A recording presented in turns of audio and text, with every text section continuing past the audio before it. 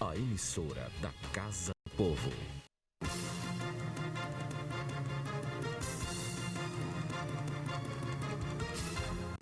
Olá, como vai? Estamos começando agora o programa Pela Ordem, pela TV Fortaleza, emissora de TV oficial da Câmara Municipal de Fortaleza, e pela TV Assembleia, da Assembleia Legislativa do Estado do Ceará, para Fortaleza, região metropolitana e todo o interior. O programa Pela Ordem é o exercício pleno da comunicação pública por meio da televisão, com repercussão forte nas redes sociais. Com base na autodeterminação dos povos, na autodeterminação parlamentar e no direito à informação de cidadãos e cidadãs, previsto na Constituição da República Federativa do Brasil. Hoje nós recebemos a Marília Freire Paiva, que é a vereadora de Fortaleza, Marília do Posto, popularmente conhecida por Marília do Posto, devido ao seu trabalho dedicado à saúde pública em unidades básicas de saúde no município de Fortaleza, área, setor, pelo qual atua, é vereadora, mas tem identidade, atuação, conhecimento profissional nesta área, e é um setor que lhe propiciou conhecimento das demandas das comunidades na área da saúde e em todas as áreas, já que as necessidades, as demandas são muitas e, naturalmente, quem trabalha com a comunidade passa a ter conhecimento e passa também a desenvolver uma veia política no sentido de cobrar e em busca de realizar políticas públicas e melhorar a vida das pessoas. Vereadora Marília do Posto, vereadora de Fortaleza, é uma alegria recebê-la aqui no programa Pela Ordem. Boa tarde. Tudo bem? Tudo bom. Vereadora, a senhora é de Fortaleza, nasceu e morou no Montese, Sim. Depois na Itaoca. Como é que foi a infância, a adolescência? Como era a Marília do Posto, que se desenvolveu, se compreendeu como cidadã e tornou-se líder comunitária e política, O que contribuiu para a sua formação cidadã? Pronto. Desde boa tarde, a todos os ouvintes. Eu sempre morei na periferia, filha de militar, e minha mãe era doméstica, do lar, sempre buscou o melhor, estudei, muito dedicada aos meus estudos, mas também tive a minha infância e a minha adolescência, como todos, no tempo mais antigo a gente brincava, na rua, me lembro que a gente brincava de carimbo, de bola, quer dizer, tive uma infância muito boa, Concluí meu segundo grau, terminei, eu tinha 15 anos de idade, fiz meu primeiro vestibular para medicina, Passei, fiquei nos classificados, fiquei chamado, mas meu intuito não era seguir aí. Fui muito dedicada. Aí já despertou, então, a aptidão para a saúde. Pronto, para a saúde. Setor da saúde, Aos 15 anos, 16 anos, comecei a trabalhar, fui comerciária, fui bancária, trabalhei muitos anos, tive contato com o público, não é isso? Interessante. E trabalhei em várias redes comerciais, como o meu primeiro emprego, não esqueço, foi que marcou a minha vida aos 15, 16 anos, como meu pai era da Polícia Civil, tinha muito conhecimento, muitos amigos, e o meu desejo era trabalhar. Sempre fui aquela pessoa que sempre busquei o meu ideal. E ele viu que ia conseguir, nunca esqueço, isso marcou a minha adolescência, porque 15 anos, 16 anos era adolescente, E comecei a trabalhar como caixa no período natalino. Naqueles anos, a Cruz de Ouro era uma loja de renome, onde tinha muitos clientes, e as pessoas, quer dizer, tinha aquele fluxo de gente, principalmente no final de ano. Depois fui para o Serrolim, outra empresa na qual eu adquiri conhecimentos. Depois fiz, nunca esqueço, uma amiga me indicou, fiz uma prova na Finivest. Foi uma das bem colocadas, assumi como caixa, onde trabalhei vários anos. Aí a senhora estava caminhando já para trabalhar no setor bancário. No setor bancário. Saí do comércio, amadureci, já tinha experiência como caixa, e fui trabalhar no banco, inclusive fui recepcionista do Bradesco. Depois fui para Arubic, no tempo que eu fui para a Finivest, a gente teve uma seleção, a gente foi papo, tinha um chefe que ele sempre dizia, Marília, vocês por serem pessoas novas, mas são preparadas para enfrentar. Tudo bem, aí foi o tempo que eu casei, né? Hoje sou viúva, casei, tive 2 filhas, uma que hoje é casada com um sargento da Marinha, mora em São Paulo, tenho 2 netos, tenho uma Micaele, que é uma também que tem um neto, que mora comigo, e tenho um filho, Gabriel, que é o filho do coração. Muito interessante. Perdi meu marido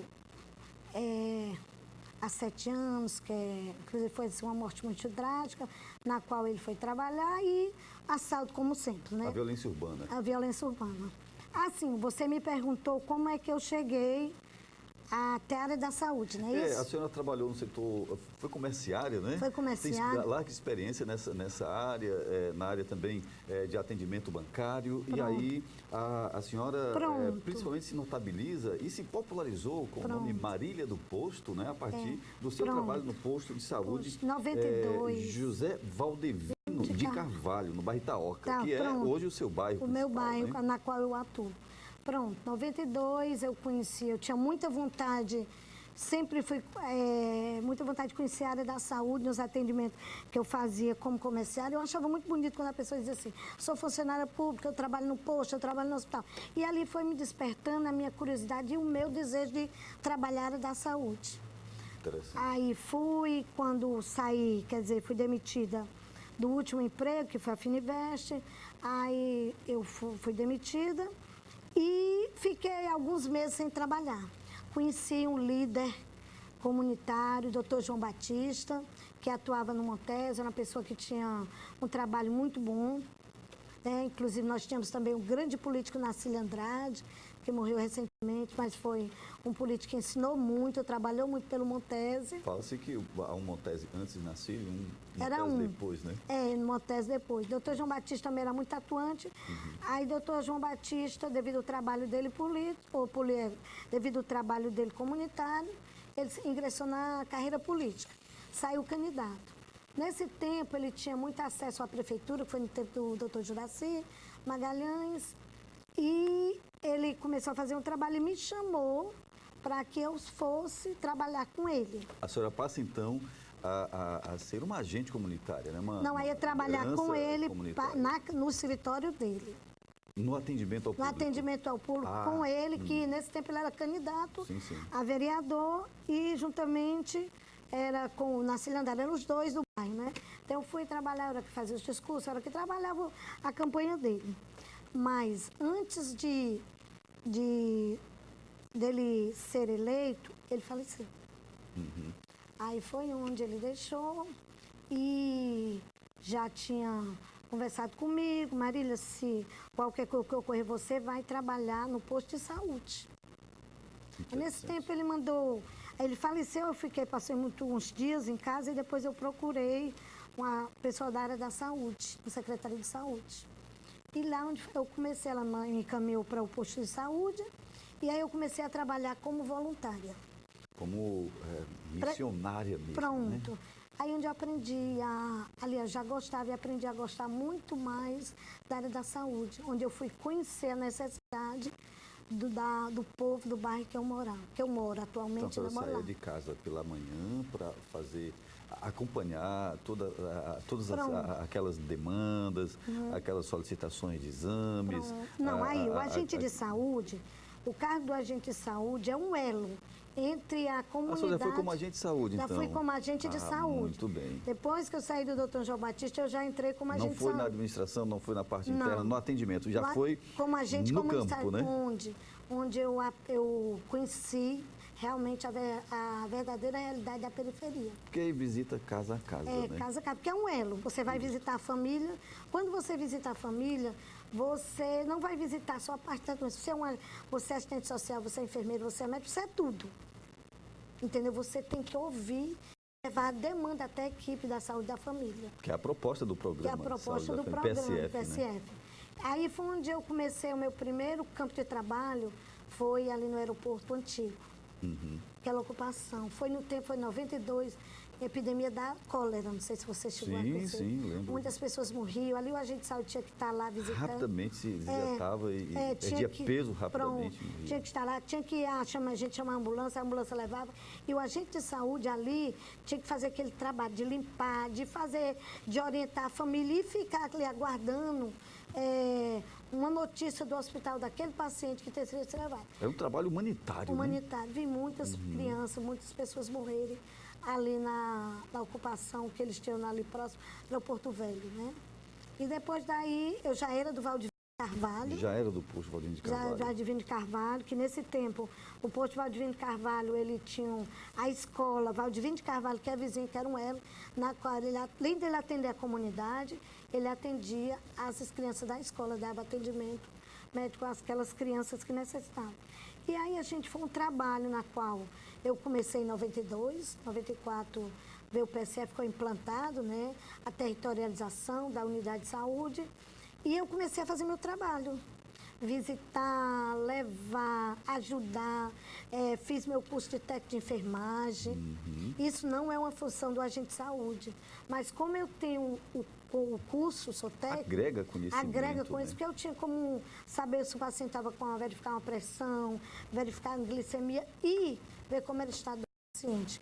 Porque a função do agente de saúde, a prioridade do agente de saúde nas visitas é ele visitar a gestante, a criança, o hipertenso, o diabetes, prestar conta, e as doenças como tuberculose, hanseníase, isso é o acompanhamento que a gente tinha não esqueço, me lembro muito, nas minhas visitas, quando a gente fazia aquela visita ao hipertenso, que ele estava com a pressão descompensada. A gente tinha que levar o problema ao médico daqui, toda a equipe estudava e o médico ia fazer a visita ao paciente em casa.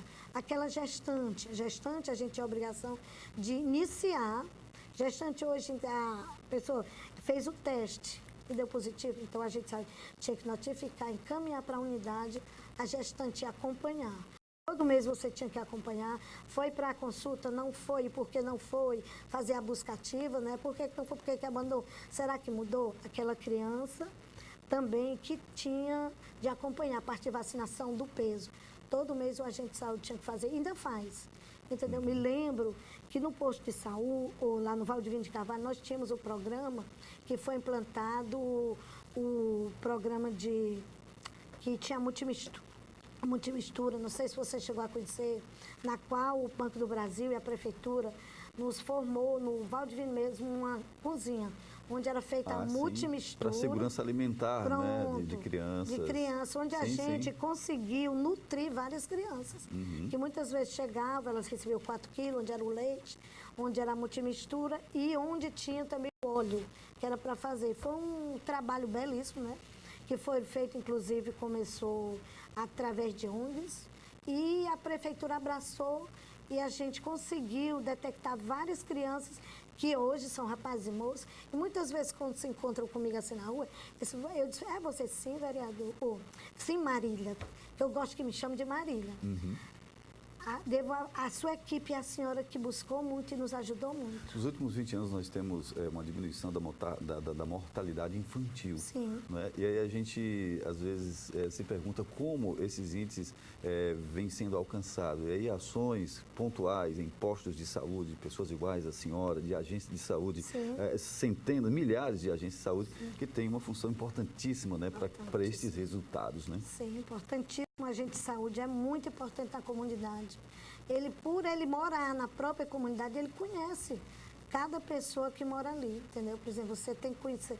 Eu na minha comunidade, hoje, eu agradeço ao Deus, que eu sirvo, que eu sou muito fiel ao Deus que eu sirvo, e a minha comunidade, sabe? Porque ela realmente reconheceu o meu trabalho.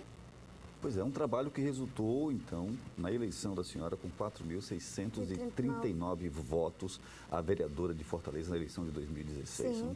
Então, sim. foi a partir dessa interação com a comunidade, do trabalho de agente de saúde ao longo de 22 anos. mais de 2 décadas, né?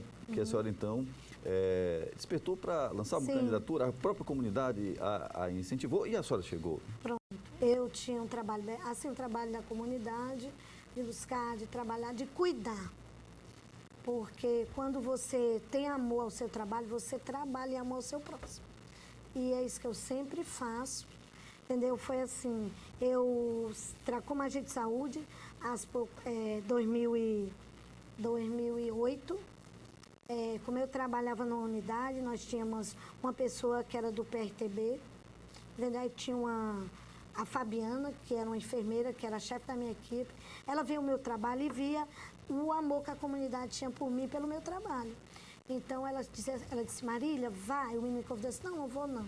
Vá para a gente ver o seu potencial. Porque você sempre ajudou e ninguém nunca, a comunidade reconhece. Mas o próprio político nunca reconheceu o seu trabalho. Aí eu fui e não fiz campanha. Simplesmente era Marília Freire. Mas quem é Marília Freire, né? A comunidade, depois, Marília, era você? Não votei porque eu não sabia que era você. Mas mesmo assim, se eu ter condição, nem pessoas, eu ainda tirei 1.824 votos. Muito voto. E não fiz campanha. E eu sempre lembro que era eu e 2 amigas. Aí eu ia com a bolsinha, né, pedir voto e tudo. Inclusive, muitas vezes o próprio partido não acreditava. Mas eu estava ali, mas surpreendi com 1.824 votos. Foi onde eu fui reconhecida politicamente. Foi eleição de qual ano? 2008. 2008. 2008. Mas depois eu não liguei, depois disso eu apoiei outros vereadores. E o trabalho que a gente fazia, muitas vezes não voltavam para a comunidade. Em benefícios. Em benefício da comunidade. Então foi aí que a comunidade disse, Marília, agora é você. A nossa confiança agora está em você como nos representar e vamos trabalhar a sua campanha. Aí eu sempre digo que agradeço ao povo e a Deus, porque a gente de saúde, você não tem dinheiro, entendeu? E você ir para uma eleição, como era que você iria fazer? Porque o partido estava ali, o próprio partido, eu chegava lá, conversava, e muitas vezes, quando eu ia para as reuniões dos partidos, eu tinha que pedir alguém para me levar. Porque nem a própria minha família acreditava que eu ia ser eleita. Entendeu? Eu estava lá, caminhava e ia. E assim, aí pronto, tive um incentivo dos amigos, do pessoal da minha própria unidade, nos médicos, das enfermeiras, e lancei minha candidatura. Muito interessante. A senhora lançou uma candidatura, é uma candidatura própria da pessoa do povo, né? A pessoa do meio da comunidade. Sim. E daí surgiu a vereadora Marília do Posto, eleita, repito, com 4.639 votos. Vereadora, nós vamos para um rápido intervalo e em seguida a gente volta falando da sua produção legislativa, da sua participação em comissões técnicas da Câmara Municipal de Fortaleza e também em frentes parlamentares, tá bem? A gente volta em 1 minuto com o programa Pela Ordem. Estamos conversando com a vereadora Marília do Posto, vereadora de Fortaleza. Estamos falando para a capital, região metropolitana e todo o interior do estado do Ceará. Lembrando que no terceiro bloco nós vamos ter a participação do consultor político Luiz Cláudio Ferreira Barbosa. Até já.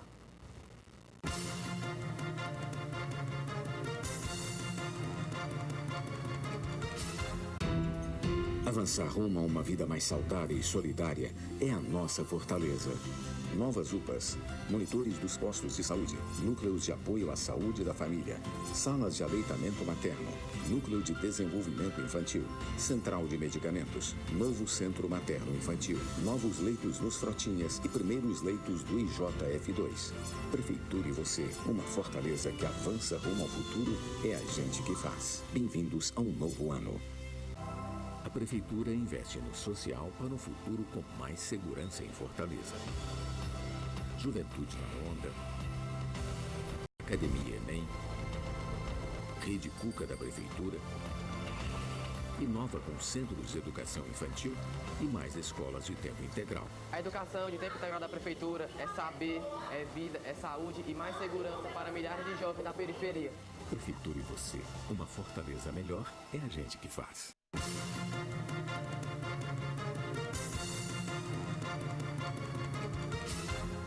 De volta com Pela Ordem, estamos conversando com a vereadora de Fortaleza, Marília do Posto.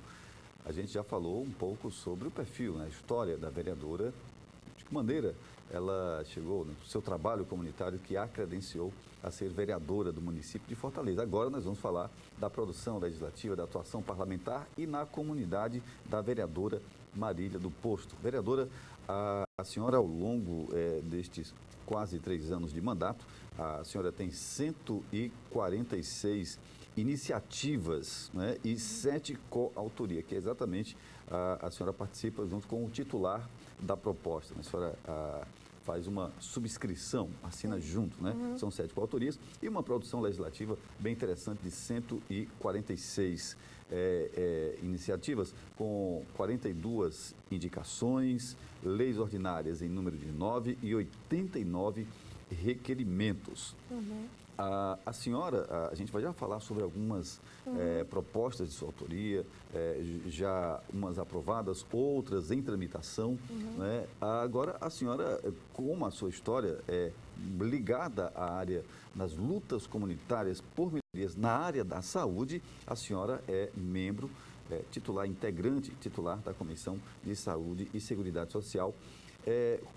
Como é que a senhora se percebe enquanto agente pública que veio do setor da saúde pública, do meio da comunidade, atuando dentro de uma comissão que é importantíssima para encaminhar, né, todos os projetos, as propostas e requerimentos na área da saúde? É importante, né? Isso é de grande importância na Comissão de Saúde, eu ser membro da comissão, que até facilita o trabalho e as demandas da minha comunidade. Principalmente porque eu trabalhei na área da saúde. A área da saúde hoje é uma das áreas que é mais cobrada para mim. A comunidade me cobra muito, principalmente na unidade de saúde que eu atuei, como é o Valdir de Carvalho, que muitas vezes eles chegam para mim e dizem: vereadora, está faltando médico, está faltando isso e aquilo. A senhora já vai lá na comissão, já busco, vou à secretária de saúde, faço um ofício e solicito. Inclusive, estivemos recentemente fazendo uma visita à unidade Valdir de Carvalho, à unidade de saúde Océlio Pinheiro e à unidade de saúde Luiz Albuquerque Mendes, na Serrinha. A Comissão de Saúde e Seguridade Social visita, né, as unidades de saúde, as unidades da de saúde capital, né, tanto hospitais, como os hospitais distritais. Visitamos já o Frotinha da Parangaba, o Frotão, o Gonzaguinha do Zé Valdo, da Barra, então vários a gente já esteve fazendo essas visitas para detectar os problemas e levar, né, até o prefeito, a secretária de saúde, para ser resolvido. O presidente da comissão, doutor Porto. Doutor Porto. Do PRTB, inclusive, ele apresenta sempre um relatório do trabalho de vocês, né, dos senhores e senhoras vereadores e vereadoras. Inclusive, agora ele apresentou no livro, tudo bem bonitinho, entregou ao prefeito todos os nossos relatórios, todas as visitas que foram feitas. A senhora também faz parte da Frente Parlamentar de Defesa da Primeira Infância. Sim. A frente foi instalada, teve uma primeira reunião agora. Tem uma missão importante pela frente, né, que é a defesa da primeira infância. Claro, hoje é um dos grandes gargalhos, né, que eu falo, assim, da nossa saúde e da nossa educação. Porque a gente tem que buscar o melhor para nossas crianças. Que é daí onde você começa a fazer o grande cidadão. Para mim foi assim de grande importância. Quando o Iraguaçu me convidou ou me colocou, para mim foi assim uma alegria mútua por eu estar participando dessa frente parlamentar e agora buscar e tentar resolver a problemática da nossa primeira infância.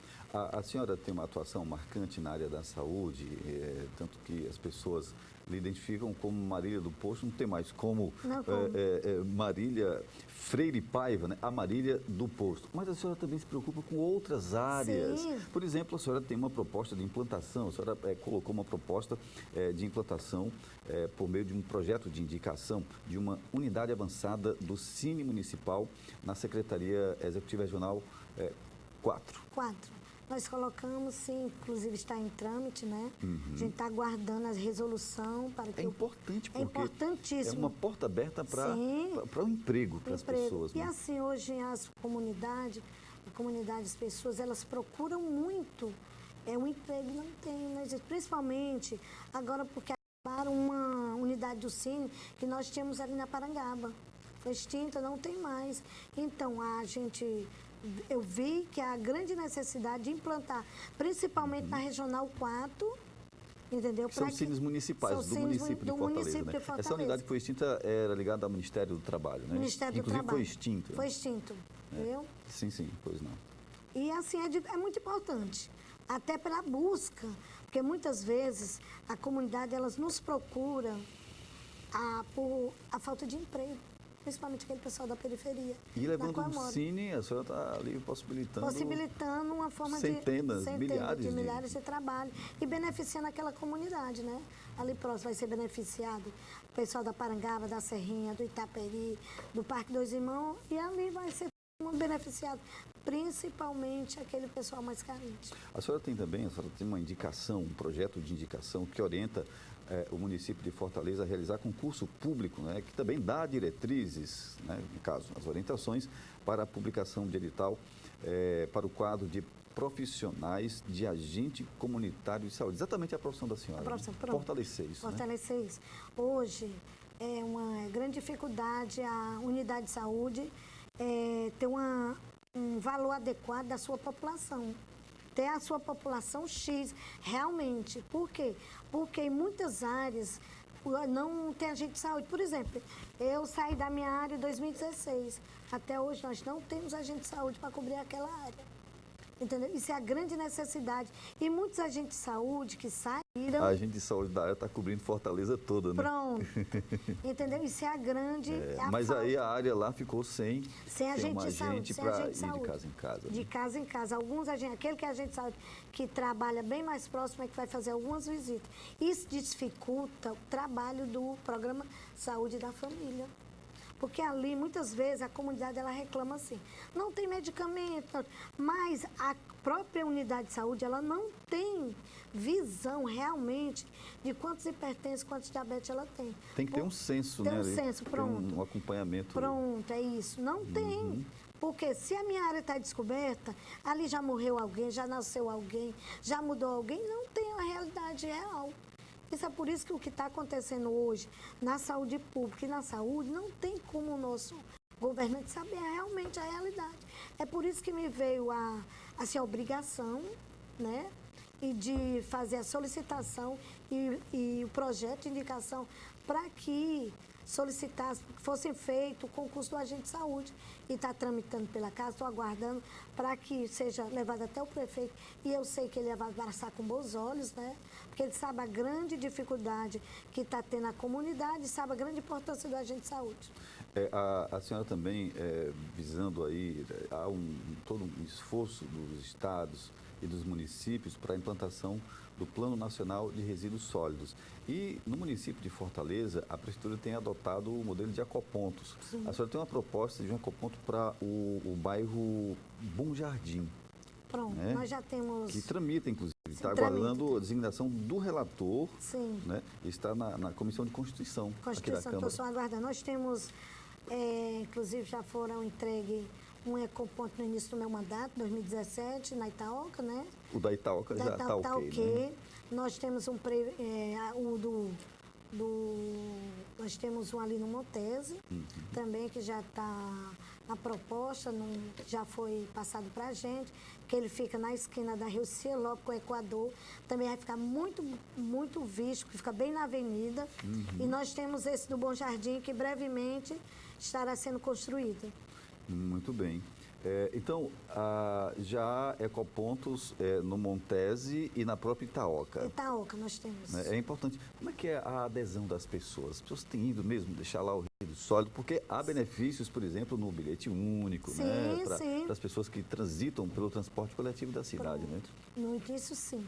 É assim, as pessoas estão aderindo muito. Principalmente, nós temos um programa agora que vai se iniciar e já tem na Regional 1 carroceiro, né? Aquele carroceiro, né? O programa carroceiro. Bem interessante, né? Bem interessante, que inclusive vai ser implantado agora na Itaoca e nos outros ecopontos, na qual eu solicitei para os bairros. O carroceiro, ele dá uma visibilidade e proporciona uma renda para aqueles carrinheiros, aquelas pessoas, os carrinheiros que transitam pela cidade coletando resíduos sólidos, né? A latinha, a PET que foi largada ali pelo chão, papel. Então, ele é um pessoal que faz um trabalho belíssimo de limpeza da cidade e que muitas vezes estavam invisibilizados, né? E aí o carroceiro dá essa possibilidade, né? E também vai dar mais visibilidade aos comerciantes, né? Que vão ter os lucros, que a gente vai, inclusive, eu tenho agora a próxima semana eu estou indo visitar alguns comerciantes para que eles vá na regional e vejam como pode se cadastrar e trazer benefício para a comunidade. A senhora propõe, vereadora, também, por meio de um projeto de indicação, a celebração de convênio entre a Prefeitura de Fortaleza e o Instituto de Assistência e Proteção Social, o IAPS. Está na Comissão de Constituição e Justiça. É uma proposta de convênio para melhorar a atuação do Instituto? Sim, para que ele venha adquirir mais um convênio na qual ele venha beneficiar o Instituto para que ele melhore as condições de atendimento. É porque a Prefeitura faz um trabalho hercúleo, um trabalho importante, mas esses institutos, estas ONGs, né, têm um papel muito importante, né? Às vezes faz o que o município, o Estado não consegue fazer. Não consegue né? fazer isso. Interessante. Vereadora, a senhora propõe também, uma outra indicação. O projeto de indicação é quando o vereador ou a vereadora indicam, né, fazem uma indicação sobre onde a Prefeitura pode fazer um investimento, né, em qual setor, apresentando um projeto, já deixando prontinho, né, para que a Prefeitura, no caso o prefeito, envie de volta à Câmara em forma de projeto de lei e possa ir, a partir da indicação do vereador ou da vereadora, né, acontecer, né, se transformar em lei, se transformar em obra, se transformar em benefício à população. E a senhora tem aqui um que dispõe a criação do Centro de Referência em Fisioterapia e Reabilitação Motora no município de Fortaleza, para prestar gratuitamente, naturalmente, o atendimento de fisioterapeutas às comunidades. Sim, isso é um dos grandes preocupação, principalmente minha com relação à comunidade na qual eu estou. A senhora deve ter visto, né, ao longo do tempo, muitas pessoas precisando da reabilitação. Inclusive, né? pacientes acamados, que a família não tem condições nem de pagar e nem de levar a algum local. Porque, olha, no bairro que eu moro, nós tínhamos um local na qual recebia era mantida pelo SUS. E hoje nós não temos mais para agora. E aqueles pacientes, aqueles que têm condição de pagar, tudo bem, e aqueles que não têm condição, ficam ali jogado e muitas vezes não tem como fazer e como levar para algum canto, porque não tem. Muitas vezes fica numa fila de espera numa unidade de saúde e não sai. Hoje a gente sempre bate, eu sempre converso juntamente com a comunidade. Hoje ainda grande dificuldade encontrada pela população com relação às unidades de saúde é a fila de espera. Entendeu? Nós temos uma grande, apesar do nosso prefeito já ter feito muito benefício, mas hoje, e continuam, eles dão uma melhora, mas continuam a população aguardando por um exame, as filas de espera aumentam, entendeu? Por exemplo, a fisioterapia não existe. Não sai pelas unidades de saúde. Então, muito difícil. Está propondo então, é por isso que eu estou propondo. Centro de referência. Sim. Né? É a grande dificuldade da população com a referência. A obrigatoriedade de nutricionistas nos postos de saúde, nas unidades básicas de saúde também é uma proposta de indicação da autoria da senhora. Sim. Está na Comissão de Constituição, Justiça e Legislação Participativa. Sim. É uma grande dificuldade também de nutricionista, mesmo que tenha uma equipe do NASF, né?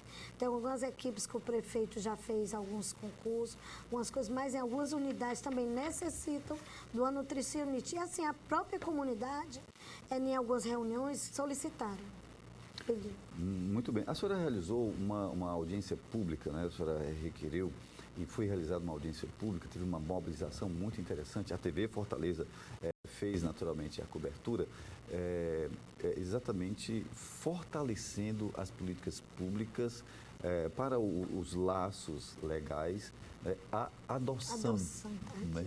Pronto, foi uma... Hoje, eu sou mãe adotiva.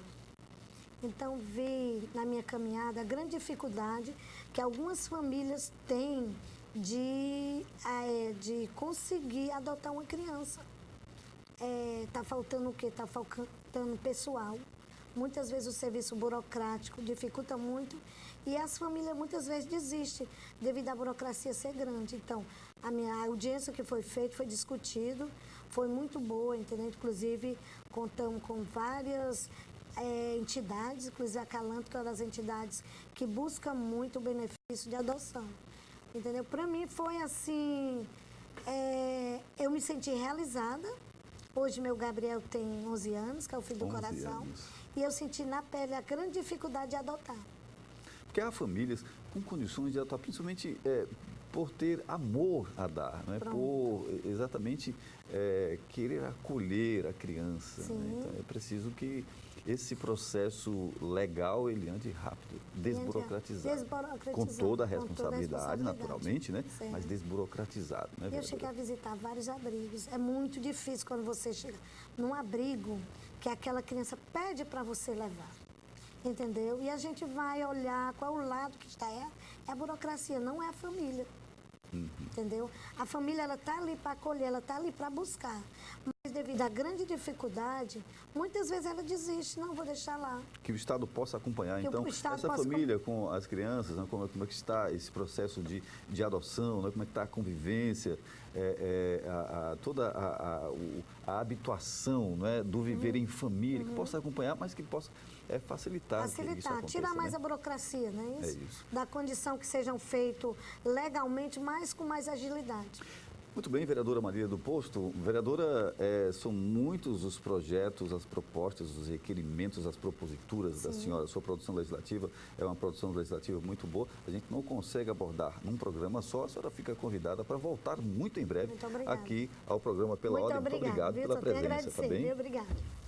Muito bem, nós conversamos com a vereadora Marília do Posto. Na sequência, nós vamos conversar com o consultor político Luiz Cláudio Ferreira Barbosa, aqui no programa Pela Ordem, pela TV Fortaleza, emissora de TV oficial da Câmara Municipal de Fortaleza, e pela TV Assembleia, da Assembleia Legislativa. Até daqui a pouco.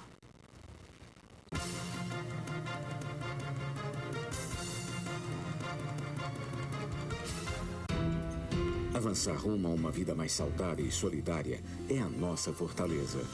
Novas UPAs, monitores dos postos de saúde, núcleos de apoio à saúde da família, salas de aleitamento materno, núcleo de desenvolvimento infantil, central de medicamentos, novo centro materno-infantil, novos leitos nos Frotinhas e primeiros leitos do IJF2. Prefeitura e você, uma fortaleza que avança rumo ao futuro, é a gente que faz. Bem-vindos a um novo ano. A Prefeitura investe no social para um futuro com mais segurança em Fortaleza. Juventude na Onda, Academia Enem, Rede Cuca da Prefeitura, inova com centros de educação infantil e mais escolas de tempo integral. A educação de tempo integral da Prefeitura é saber, é vida, é saúde e mais segurança para milhares de jovens da periferia. Prefeitura e você, uma Fortaleza melhor é a gente que faz.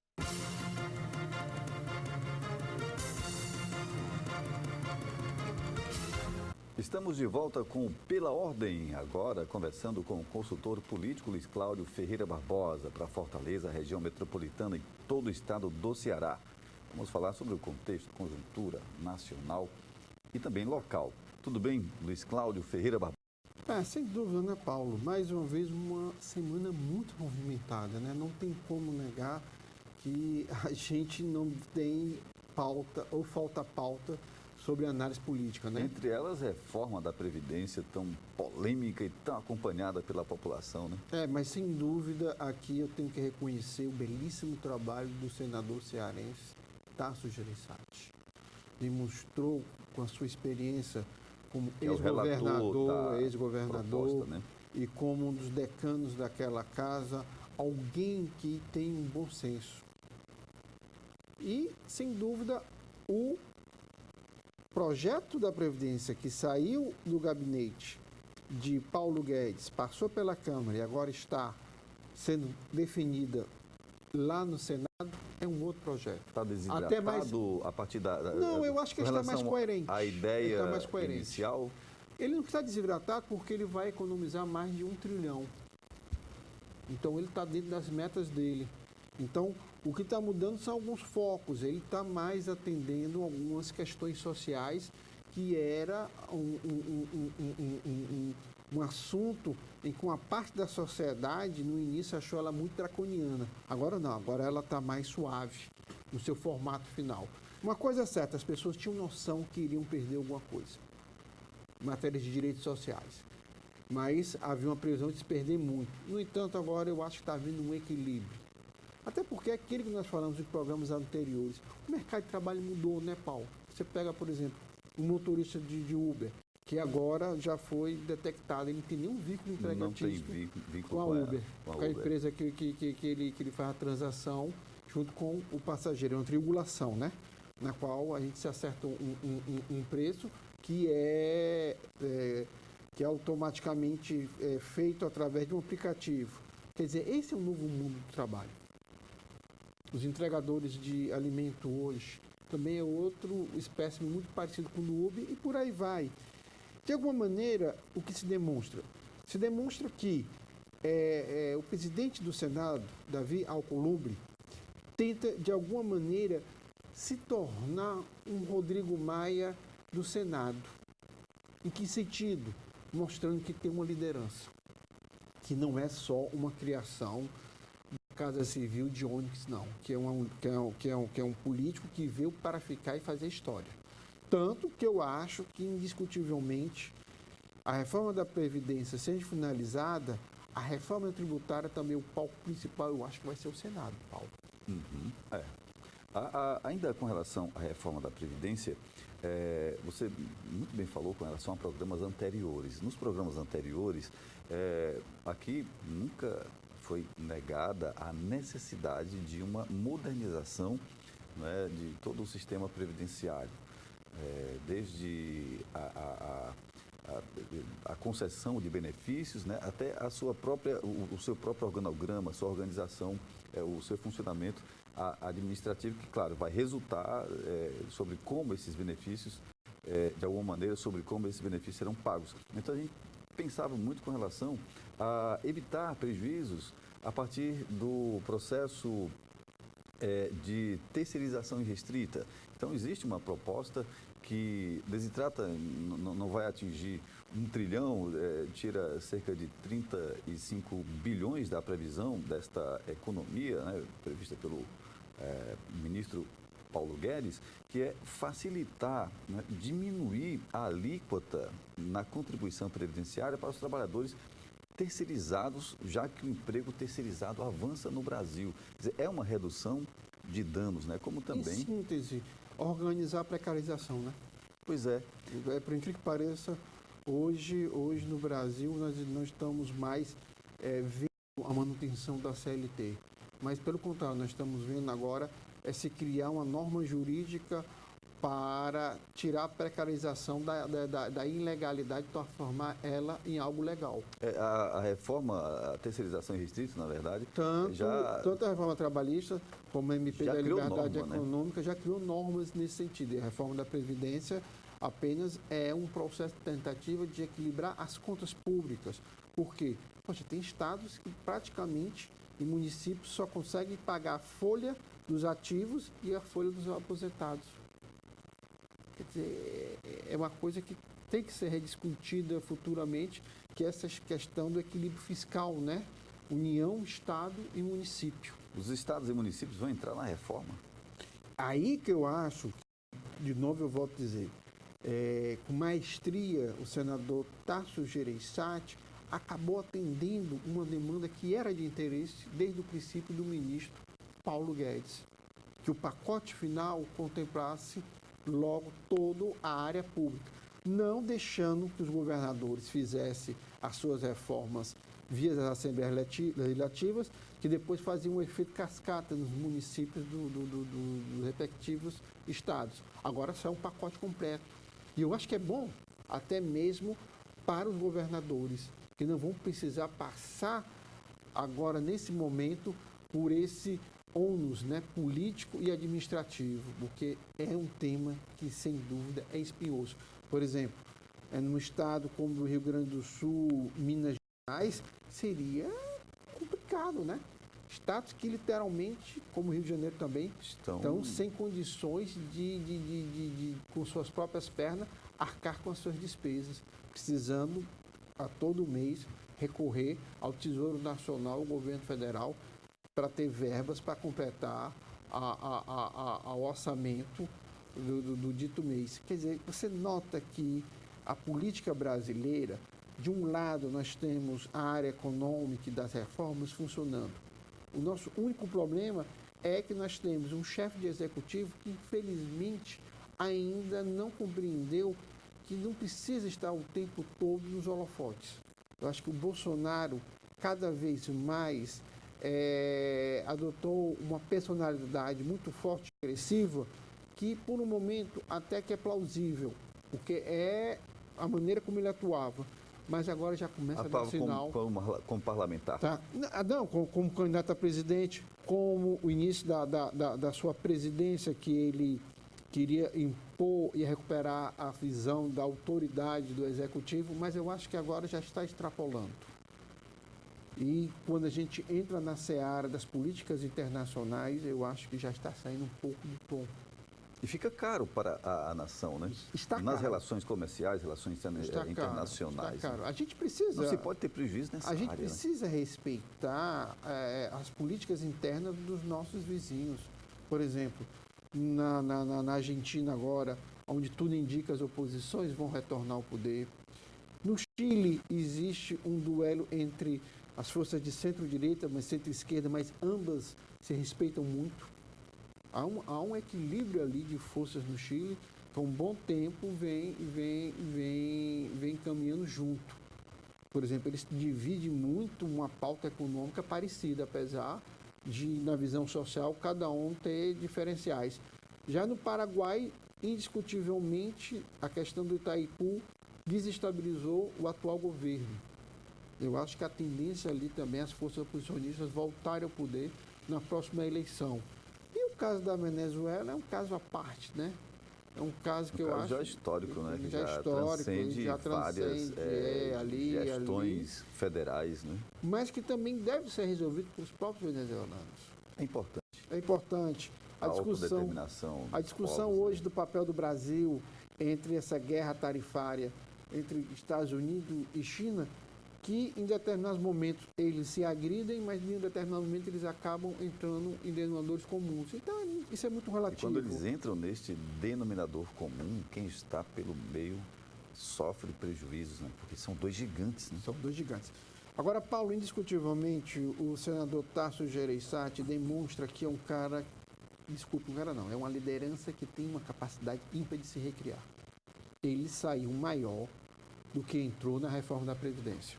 Ele se torna uma voz não só ativa no Senado, como no Congresso como um todo, mas também na sociedade civil organizada do lado empresarial. Alguém confiável nesse aspecto. Um novo fiador junto com Paulo Guedes e a sua equipe econômica. E, ao mesmo tempo, ele se tornando grande a nível nacional, ele volta para o estado do Ceará maior. Então, ele vai ter um peso diferenciado. Do outro lado, eu acho que o senador Cid Gomes encontrou agora o seu espaço. Eu acho que ele estava tentando se adequar. Maria de primeiro viagem. Não é fácil, não é fácil. É diferente da Assembleia Legislativa do Estado do Ceará, quando ele foi deputado aos 30 anos. É verdade. Logo no segundo mandato, ele foi presidente da casa. Mas uma coisa interessante, você ser um líder... Sem menosprezar a Assembleia, né, que é a Casa Legislativa do Estado do Ceará, que tem uma imensa responsabilidade e uma atuação grande, né, para ter Estado Democrático de Direito, todos os projetos andando, o orçamento do Estado. Mas o interessante é que, como ele sendo uma das maiores lideranças estaduais, a gente esperava que ele fosse um pouco mais tímido no Senado, que nada. Eu acho que ele se saiu muito bem na discussão sobre a partilha dos royalties do pré-sal, quando os mesmos foram vendidos agora, que vai ser dividido também com os estados e com os municípios, da qual ele teve um papel fundamental muito grande. Teve aquele problema de saúde, que não é a primeira vez, né, Paulo? A questão da pressão dele de vez em quando acontece com isso com ele, eu acho que é em função da pressão, de excesso de trabalho, e o organismo dele acaba reagindo daquela maneira. Mas eu acho que Cid Gomes saiu não só maior, como eu acho que é a nova cara do Partido Democrático Trabalhista. Por quê? Porque ele demonstrou um equilíbrio. Sim, somos oposição, mas nem por isso podemos deixar de contribuir para darmos ideias para melhorar a situação da nação. Quer dizer, um momento de grandeza de um político que abre mão de 5 minutos de holofote. Suas posições, às vezes, né, ideológicas, né, para assumir as posições do país, né? Da necessidade.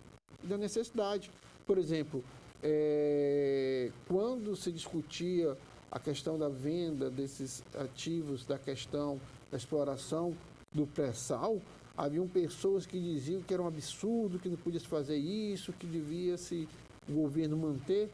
Mas eu acredito que, a partir do momento que outras empresas do setor privado, locais internacionais, começarem a extrair o petróleo dali, gás, entre outras coisas, e o preço da gasolina baixar, é benéfico para o país. É importante que baixe, né? Que baixe. E outra coisa... Que o mercado baixe esse preço. 20 bilhões que vão... Porque não vai ter mais subsídio do governo federal. Não. Vai diminuindo o subsídio. Que sai do menos, imposto do cidadão e incide lá na diminuição do litro de gasolina, né? Menos Estado. Então, é menos importante Estado. que, de alguma maneira, o setor privado garanta isso que você está falando, que é a grande expectativa, diminuir o preço. Mas aí que eu estou chamando a atenção é o seguinte, é que eu acho que faltava esse líder que representasse os independentes do Congresso, que eu acho que agora é o Cid Gomes. O Cid Gomes já começa a ser uma voz ativa. Eu achava que era o senador pelo estado do Paraná que foi candidato a presidente da República. Álvaro Dias. Do Podemos, mas não. Eu estou notando que esse posicionamento está agora na figura de Cid Gomes, que está fazendo algo que é plausível. A experiência que ele teve no Executivo, era lógico que ele sabia que há uma necessidade de se equilibrar entre o que é ser oposição, o que é ser a favor da nação. E ele está fazendo isso com bastante equilíbrio e, com certeza, ele vai se tornar uma liderança tão forte a nível nacional que você não se assuste se em 2026 nós não tivemos uma pré-candidatura presidencial de Cid Gomes. Que mesmo com o caminhar de Ciro Gomes. Mas não... Por que eu falo isso? Porque o novo sempre vem. E eu acho que o Cid, em alguns aspectos, representa esse novo ou um pouquinho mais, aqui falando, uma certa novidade no meio desse marasmo de lideranças já concorrida pelo tempo. A questão é que Cid Gomes é um intermédio entre Ivo e Ciro, né? Diz que o Cid bom tem bom comparativo. É uma mistura, né? Bem acabada, bem feita dos dois. Ciro, sem dúvida, dos três, é o melhor de retórica.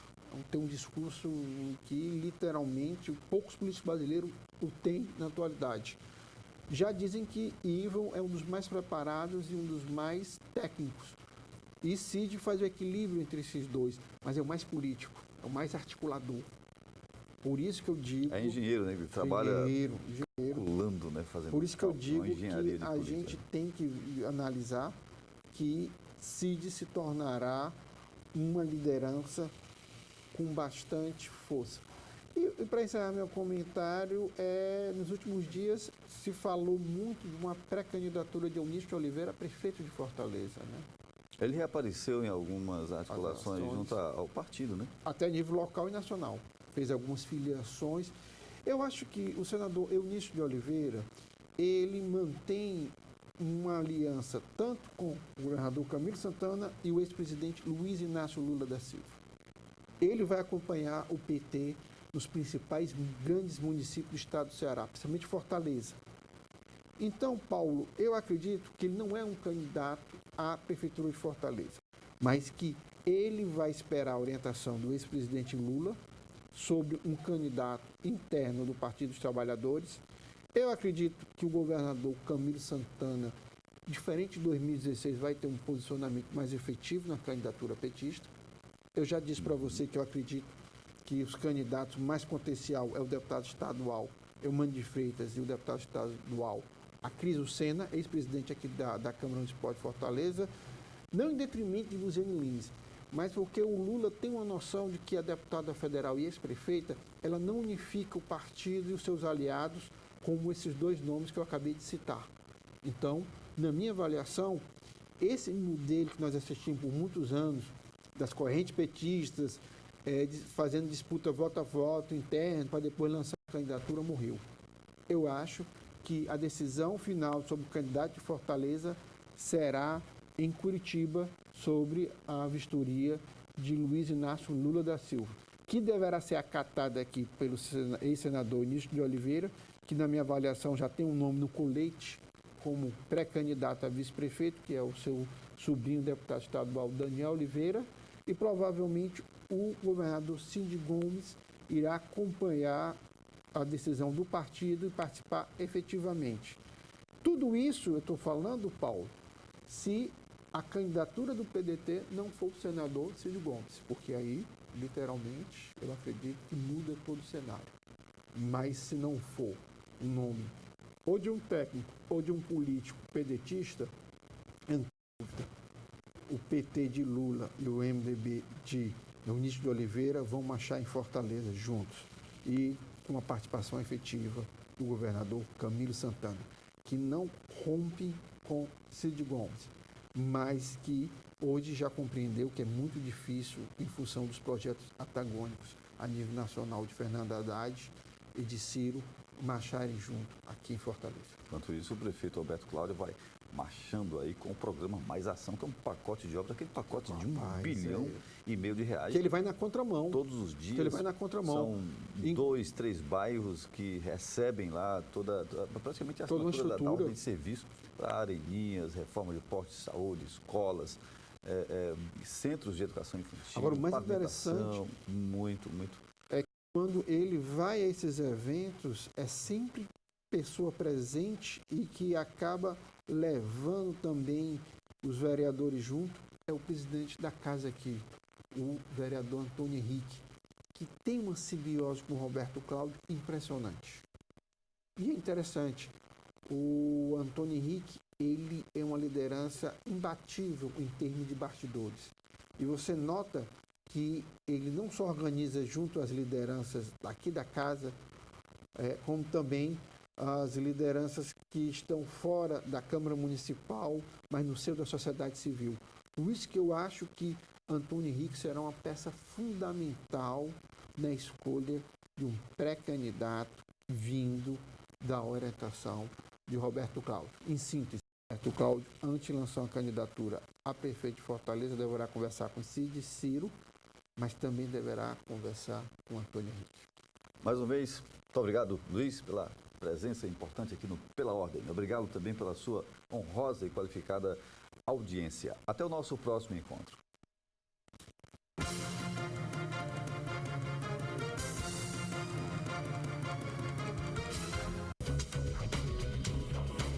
TV Fortaleza, a emissora da Casa do Povo.